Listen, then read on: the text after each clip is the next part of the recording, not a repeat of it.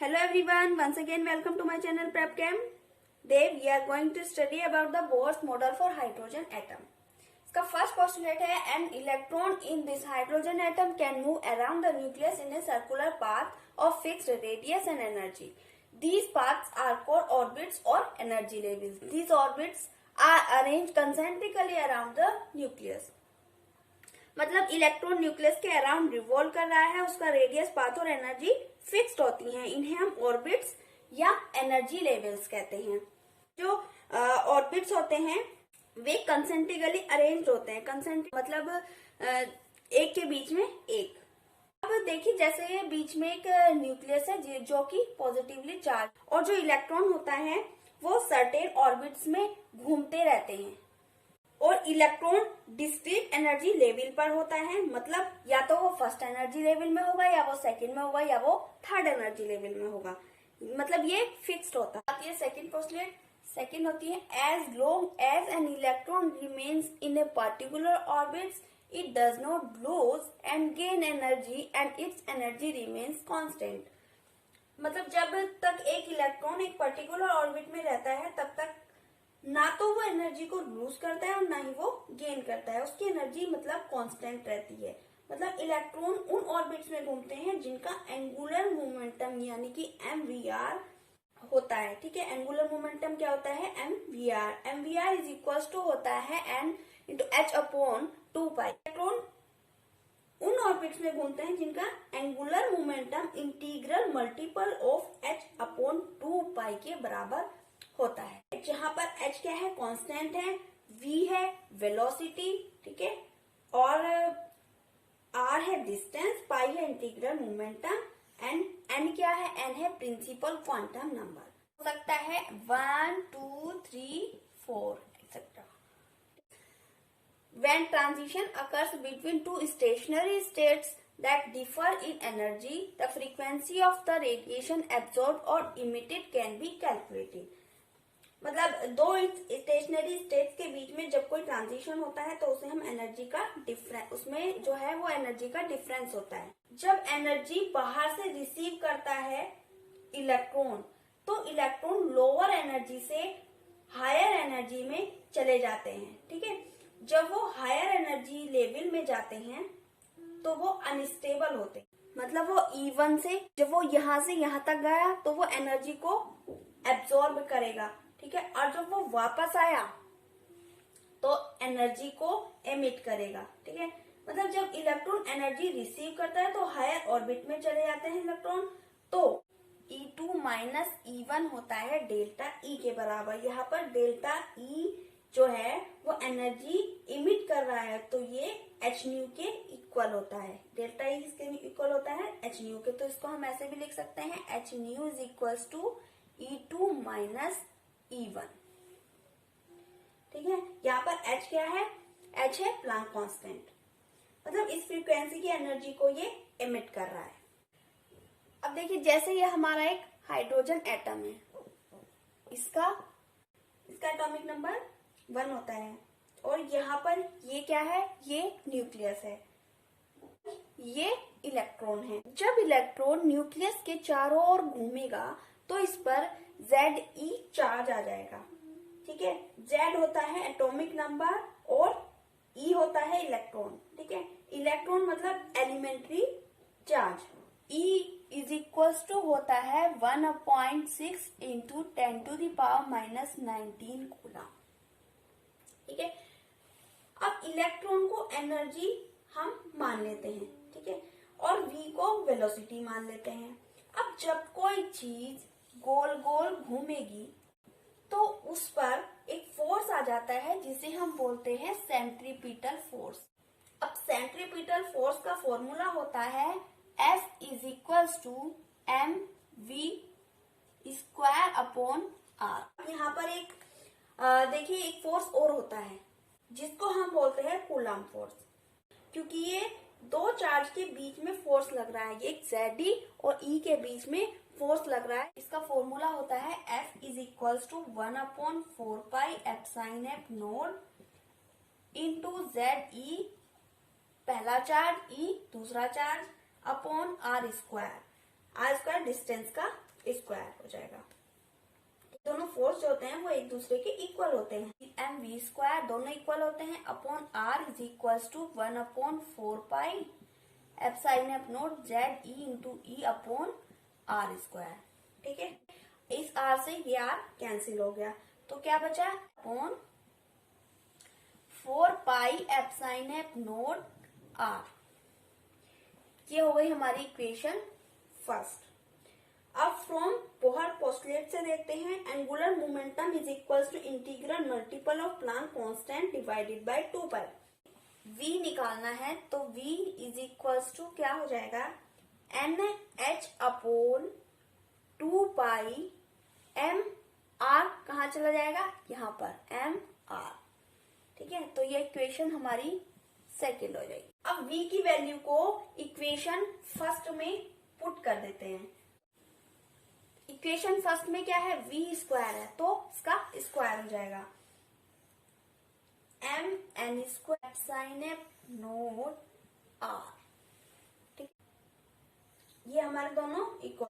अगर हम Z E square निकालते हैं तो M N square H square 4 pi epsilon F naught R. ठीक है, अपॉन में क्या आ जाएगा 4 pi square N square R square. ठीक है, अब देखिए जो कैंसिल हो रहा है उसे कैंसिल कर देते हैं तो m से स्क्वायर कैंसिल हो जाएगा, 4 पाई से 4 पाई का स्क्वायर कैंसिल हो जाएगा।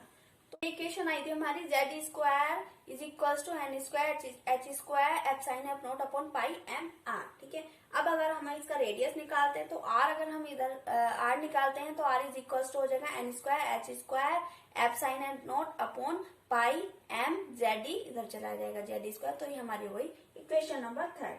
ठीक है, तो अब यहाँ पर एन आर एम जेड पाई ये सब क्या है कांस्टेंट है। अब एटॉमिक नंबर 1 के लिए अगर हम निकाल रहे हैं R is directly proportional to the N square. यदि हम फर्स्ट ऑर्बिट के लिए निकाल रहे हैं यानी कि एन इज इक्वल टू 1 है तो मतलब जैसे जैसे ऑर्बिट बढ़ेगा वैसे वैसे इलेक्ट्रॉन मत का रेडियस बढ़ेगा। ठीक है, तो अगर हमारा क्या आ जाएगा रेडियस 1:1 और अगर हम 2 के लिए निकाल रहे हैं तो हमारा आ जाएगा 4। अगर हम 3 के लिए निकाल रहे हैं तो हमारा आ जाएगा 9। अगर हमारा 4 के लिए निकाल रहे हैं तो हमारा आ जाएगा 16। R is directly proportional to the 1/n square. अब फर्स्ट ऑर्बिट का रेडियस निकालते हैं। देखिए n की जगह पर हमने क्या रखना है r is equal to H square epsilon F naught upon pi M. अब जेड स्क्वायर क्या है एटॉमिक नंबर तो 1 आ जाएगा वहां पर भी, तो क्या बचेगा ई स्क्वायर।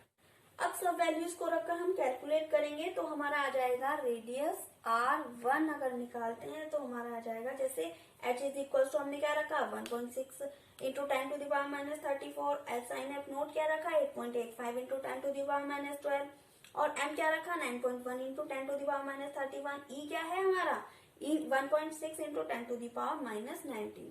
ठीक है, तो हम इन सब वैल्यू को रखकर कैलकुलेट करेंगे तो हमारा आ जाएगा 0.53 एंगस्ट्रॉम।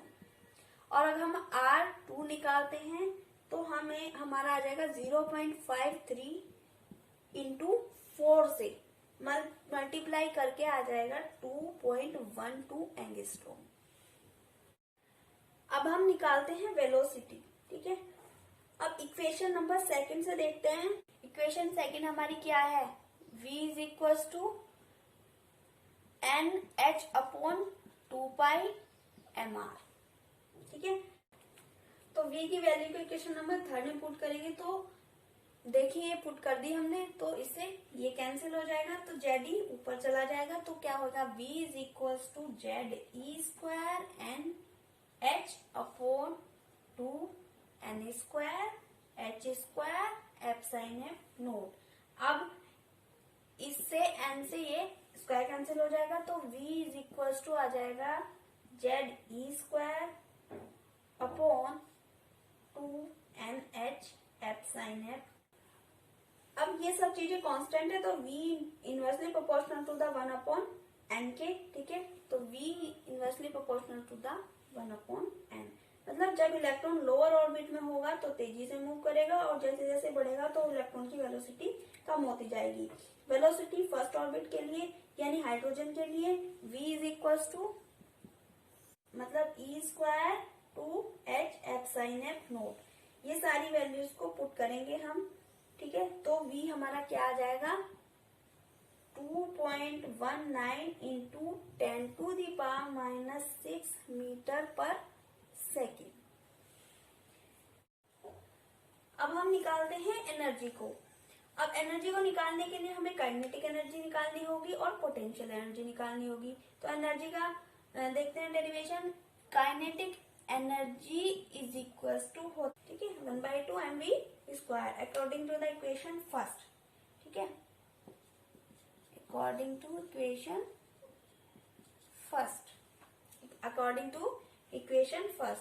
फर्स्ट यानी कि 1/2 को 1/2 ही रहने देंगे। mv² क्या था e का स्क्वायर कर देंगे यहाँ पर अपॉन 4 एप्साइन एफ नोट r, ठीक है। ये हमारी फर्स्ट इक्वेशन थी। तो अगर हम इसको ऐसे भी लिख सकते हैं 4 8 एप्साइन एफ नोट r, ठीक है। अब हम निकालते हैं पोटेंशियल एनर्जी को। पोटेंशियल एनर्जी होती है U is equals to minus में, ठीक है, 1/4 epsilon F naught ZE² upon r। Electrostatic force के अगेंस्ट में निकाल रहे हैं तो ये हमारी होगी माइनस में, ठीक है। अब हम निकालते हैं total energy. E is equals to kinetic energy, ठीक है, और कौन सी पोटेंशियल एनर्जी हमारी क्या है ZE² upon 8 epsilon F note r, ठीक है। ये हमारी और 1/4 epsilon F note into ZE² upon r, ठीक है। ये हमारी पोटेंशियल एनर्जी है, ये माइनस आएगा, ठीक है। तो E इज इक्वल टू क्या है काइनेटिक एनर्जी हमारी क्या है ZE² upon 8 epsilon F note r, ठीक है। और हमारी पोटेंशियल एनर्जी क्या है 1/4 epsilon F note into ZE² upon r। अब बड़ा कौन सा है इनमें से? ऑब्वियसली ये है बड़ा, ठीक है। तो E इज इक्वल टू हमारा क्या आ जाएगा माइनस, क्योंकि ये माइनस में है तो ZE² upon 8 epsilon F note r। अब यूजिंग इक्वेशन थर्ड, ठीक है,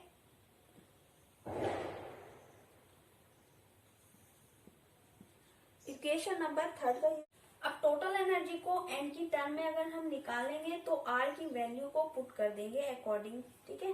तो according to the equation third E is equal to ZE² upon 8 epsilon F naught n r की वैल्यू को यहाँ पर पुट करेंगे तो n² h² epsilon F naught upon mZE²। Pi से ये कैंसिल हो जाएगा तो E हमारा आ जाएगा mZ², ठीक है, एप्साइन एफ नोट का स्क्वायर। तो ये हमारा E आ जाएगा। अब अगर हम फर्स्ट के लिए निकाल रहे हैं तो ये सब कुछ कांस्टेंट हो जाएगा और फर्स्ट यानी कि एटॉमिक नंबर के लिए हो जाएगा E1। अगर इसको हम कह सकते हैं माइनस me⁴, ठीक है, अपॉन 8 एप्साइन एफ नोट का स्क्वायर और h का स्क्वायर, ठीक है। तो हमारी इन सब की वैल्यूज को रखकर हमारी वैल्यू क्या आएगी E1 की -13.6 eV, ठीक है। और अगर हम E2 निकालें इसी तरह से निकलेगा तो E2 हमारी आ जाएगी -3.39 eV। और E3 अगर हम निकालें तो -1.51 eV।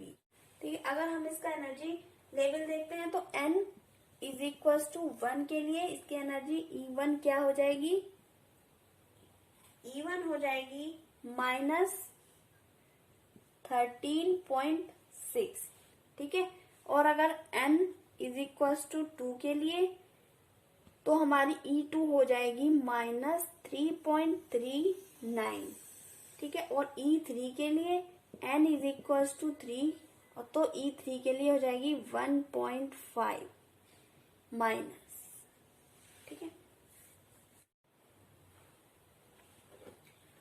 अब जब इलेक्ट्रॉन हायर ऑर्बिट से लोअर ऑर्बिट में आता है तो एनर्जी को इमिट करता है। ठीक है, तो E2 माइनस E1।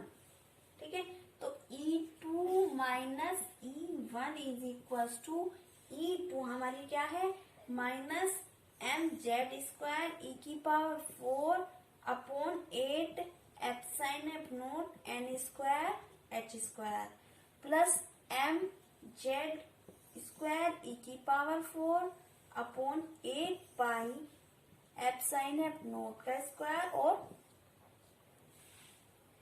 ठीक है, तो ये हमारी, अब इसमें से हम कॉमन ले लेते हैं तो hc upon lambda is equal to mz² e की power 4 upon 8 epsilon F naught h² और 1 अपॉन n1 का स्क्वायर माइनस 1 अपॉन n2 का स्क्वायर।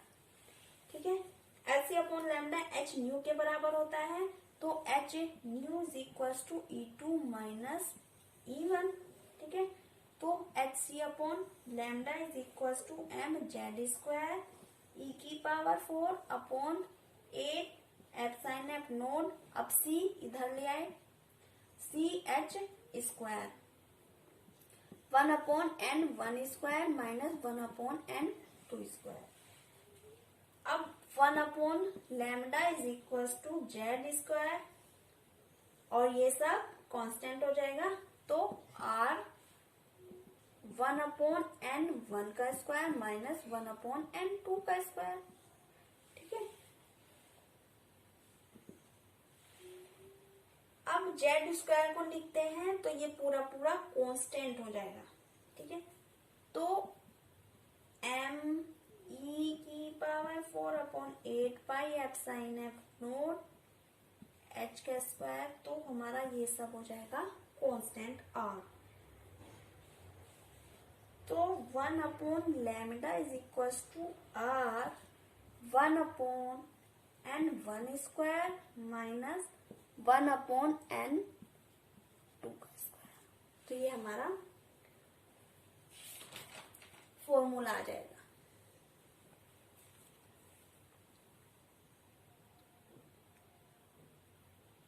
अब जब इलेक्ट्रॉन हायर ऑर्बिट से लोअर ऑर्बिट में आता है तो एनर्जी को इमिट करता है। ठीक है, तो E2 माइनस E1। ठीक है, तो E2 minus E1 is equal to E2 हमारी क्या है, माइनस mz² e की power 4 upon 8 epsilon F note n² h² plus mz² e की पावर 4 अपॉन 8 पाई एप्साइन एफ नोट का स्क्वायर। और ठीक है, तो ये हमारी, अब इसमें से हम कॉमन ले लेते हैं तो hc upon lambda is equal to mz² e की power 4 upon 8 epsilon F naught h² और 1 अपॉन n1 का स्क्वायर माइनस 1 अपॉन n2 का स्क्वायर। ठीक है, H upon lambda h nu के बराबर होता है तो h nu is equal to E2 minus E1। ठीक है, तो hc upon lambda is equal to mz² e की power 4 upon 8 epsilon F naught, अब c इधर ले आए, ch square 1 upon n1 square minus 1 upon n2 square. अब 1 upon lambda is equal to z² और ये सब कांस्टेंट हो जाएगा। तो R 1/n1 का स्क्वायर माइनस 1/n2 का स्क्वायर। ठीक है, अब जेड स्क्वायर को लिखते हैं तो ये पूरा पूरा कांस्टेंट हो जाएगा। ठीक है, तो me⁴/8 pi f sine F naught h का स्क्वायर, तो हमारा ये सब हो जाएगा कांस्टेंट r। तो 1/λ is equal to r 1/n1 square minus 1/n2 का स्क्वायर। तो ये हमारा फॉर्मूला आ जाएगा। फिर आती है limitations of Bohr model of hydrogen atom. इसकी फर्स्ट लिमिटेशन क्या थी? Bohr's model fail to account for the final details of the hydrogen spectrum. उन्होंने हाइड्रोजन एटम को स्टडी किया और वो हाइड्रोजन के स्पेक्ट्रम को बता ही नहीं पाए, तो ये पहला उनका फेलियर था। अब सेकंड क्या था? Bohr's model was also unstable to explain spectrum of atoms containing more than the 1 electron. मतलब देखिए हाइड्रोजन में कितना इलेक्ट्रॉन होता है? 1 होता है। तो अब वो 1 एटम वाले को तो फिर भी जस्टिफाई उन्होंने किया, लेकिन उन्होंने उसको भी कम्प्लीटली जस्टिफाई नहीं किया। लेकिन जिसमें एक से ज्यादा इलेक्ट्रॉन थे उसको तो वे जस्टिफाई ही नहीं कर पाए, जैसे लिथियम और हीलियम था। तो वे किसी के भी स्पेक्ट्रम को बोहर्स मॉडल एक्सप्लेन नहीं कर पाया, तो इसलिए वो फेल हो गया। Thank you. अगर वीडियो पसंद आए तो वीडियो को लाइक एंड सब्सक्राइब करना मत